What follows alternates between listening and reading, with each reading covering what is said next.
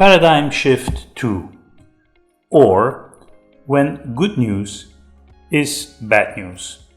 In my February 8 podcast, I first touched upon the implications of today's major paradigm shifts in developed markets policy making.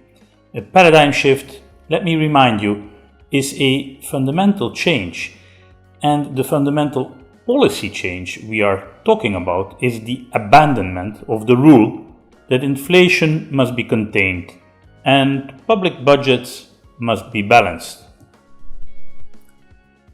I concluded that such change would carry profound implications for a decade to come.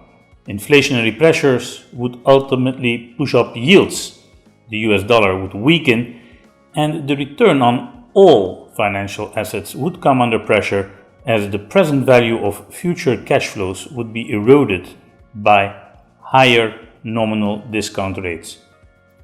Of course, the abandonment of fiscal policies and monetary rules that for an unprecedented long period have provided stability is not without reason, or at least not without cause.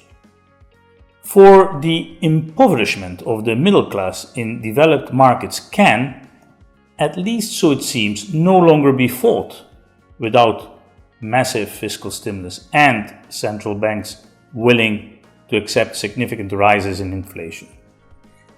Now, whilst the new policy direction might or might not increase income levels for the lower wage segments of the populations, it is unequivocally not going to contribute to the rise of the price levels of risk assets. We are thus moving from an environment where what was good for the economy was also good for financial markets to an environment where what might be good for the economy is more likely to be bad for financial markets. Take bond yields, which have been coming down for the last 40 years. During that period, the disinflationary period of the so-called Great Moderation, whenever bond yields went up, markets saw through it. Bond yields went up because growth picked up, and inflationary pressures were only temporary. As such, equity prices continued to rise together with bond yields.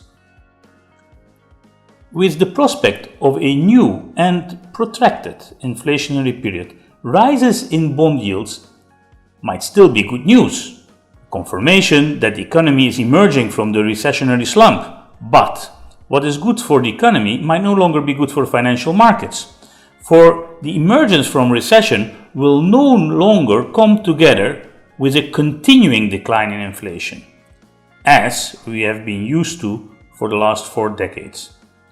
Thus, what will be good for the economy will more often be bad for the markets, and rises in bond yields will increasingly come together with falls in equity prices.